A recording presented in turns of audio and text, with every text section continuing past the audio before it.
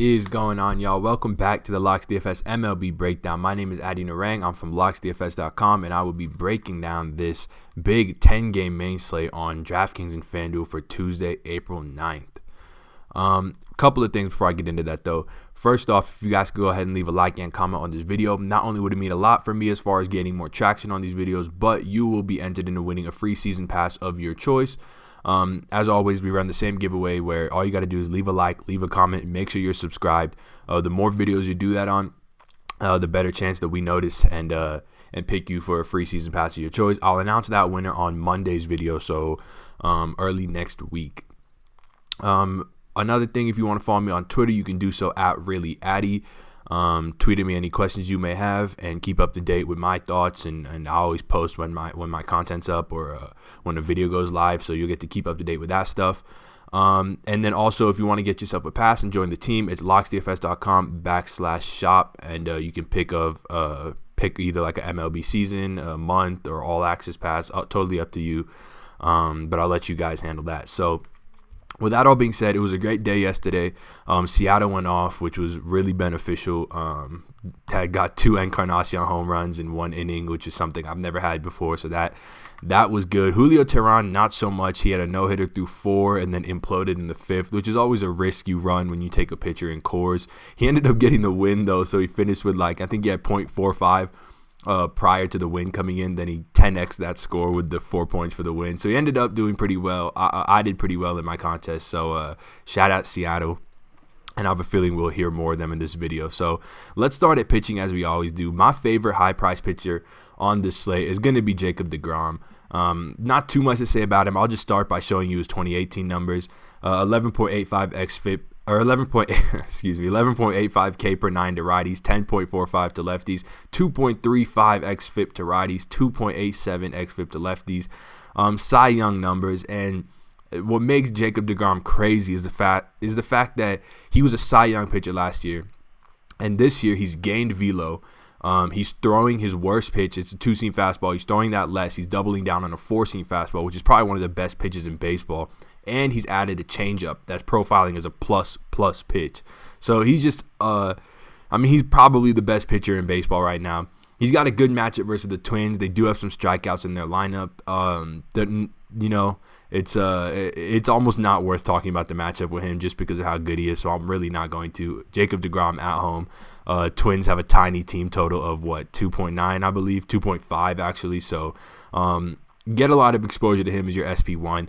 Garrett Cole makes a little bit of sense as an SP1 pivot off of Jacob deGrom, but I just don't see any real reason to pivot off of him aside from price. And it's not like Garrett Cole is substantially cheaper. It's only $1,100, so not overly interested in him if it means I'm not getting deGrom. And then coming down a bit farther, you're going to have to find a cheap guy to pair him with.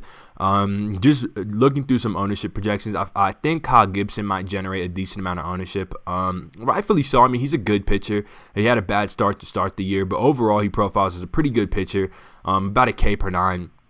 Decent stuff, and he's got a decent matchup versus a Mets lineup that is striking out at the 4th highest clip in baseball. So he makes a lot of sense if you do want to go down there and just hope for a pitcher's duel in New York. But I kind of like Derek Holland here at 6.8K at home. Obviously in the most pitcher-friendly park in baseball, San Francisco, Oracle Park. He's playing a San Diego team that has a decent amount of power on it now that they're calling up a lot of their young prospects like Fernando Tatis and Renfroe. Obviously he's been up. Franmil Reyes, a bunch of guys that can cause Derek Holland some trouble.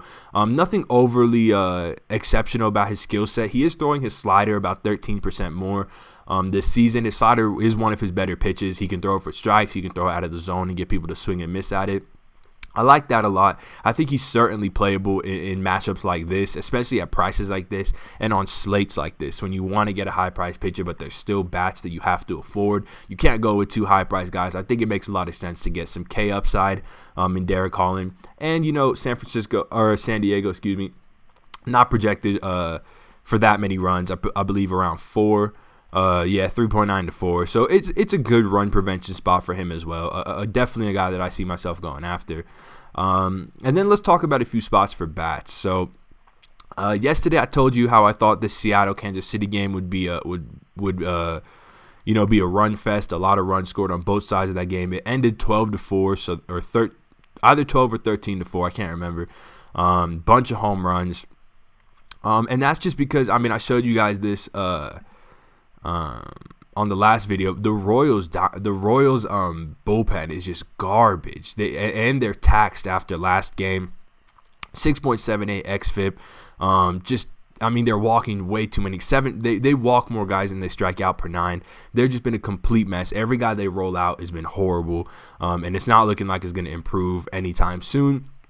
So despite a little bit of reverse line movement against Seattle again, as it was yesterday, let me pull it up for you. So as it was yesterday, we saw some reverse line movement on Kansas City.